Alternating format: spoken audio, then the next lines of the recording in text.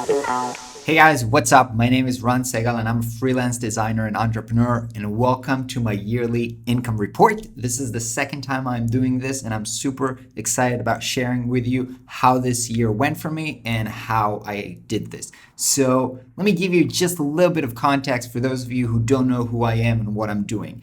So basically, I'm based in Tel Aviv, Israel, and I split my time between freelancing as a designer, working mainly with tech startups, mostly here in Israel, in Tel Aviv, which has a huge startup scene, but I also have clients around the world. And then part of my time, almost half of it, goes into building my online business, which we started 3 years ago. It started as the New School, but recently, on the last year, we've worked on our new business, which is called Prospero. So a lot of my time this year went into building this business, which was launched on February this year.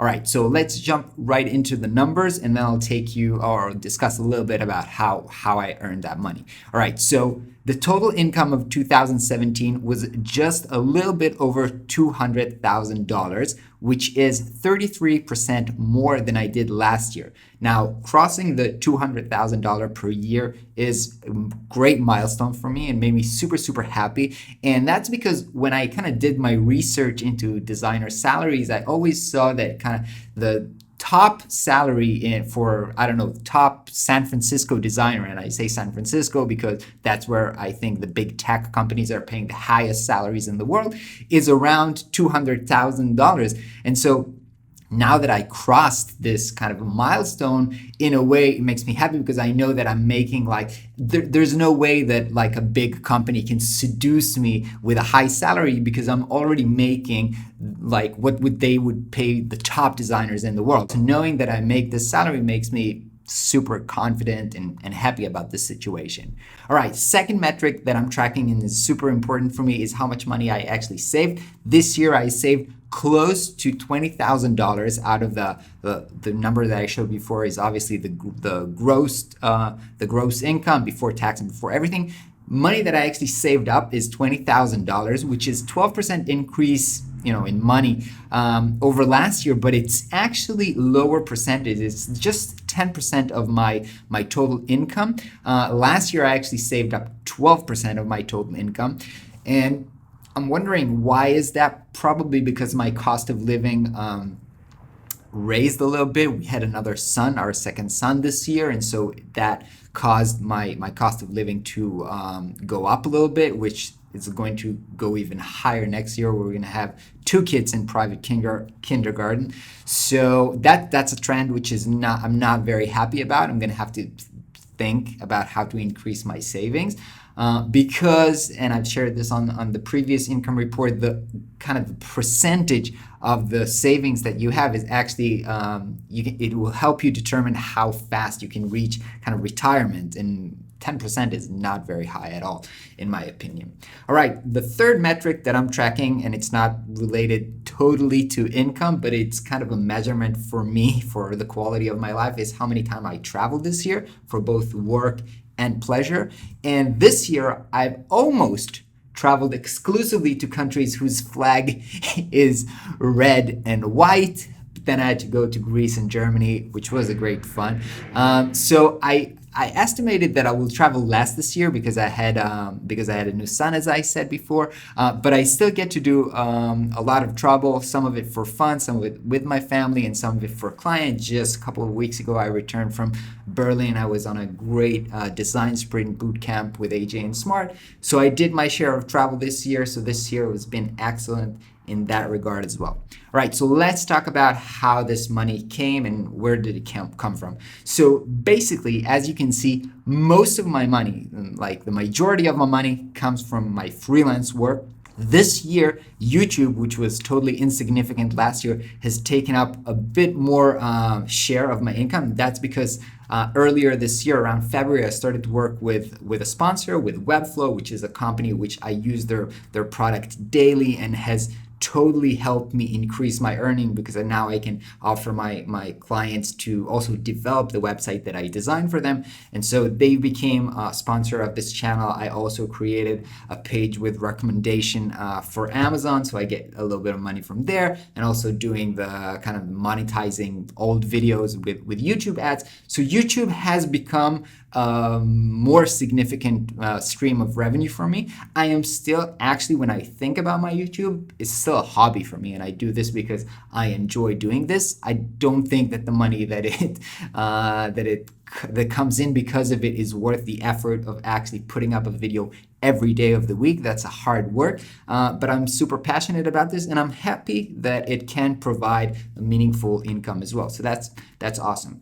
As you can see, our online businesses, both Prospero and New School, has been super insignificant this year, and that's because most of the year had went into developing our product, which we just launched, and then we had the whole year mostly working on what's called product market fit, where we try to understand where the value is, how to best serve our customers. And so right now we're at a position, after less than a year, it's almost, let's say, I think it's 10 months after we launch, where we have around 100 paying customers, and that earns us something like $1,000 MRR, which is monthly recurring revenue. That's not a lot when you think about it in contrast to my freelance. But to me, this is an investment, and this is actually where I want to focus my energy and where I want to make this business grow. I actually don't have plans to invest in my freelance or maybe hire other people to help me and so forth. Even though it doesn't look like this right now, when I'm betting on the future, when I'm thinking about where I want to be 5 years from now, I want to have this share of my online businesses increase and my freelance decrease. So let me just say a few words about what changed in my freelance that helped me kind of make more money. So last year, almost half of my income came from one client, which was a retainer client. This year, as you can see, most of my client came from about 5 large clients. I also did a little bit of tiny projects, which are, as you can see, insignificant, but most of the year came from 5 major projects that I was working on. So last year, I had a retainer client which took up 2 days of my week, and that retainer was priced on an hourly rate, because that's how you price retainers, and it was something like, I think, around $70 per hour.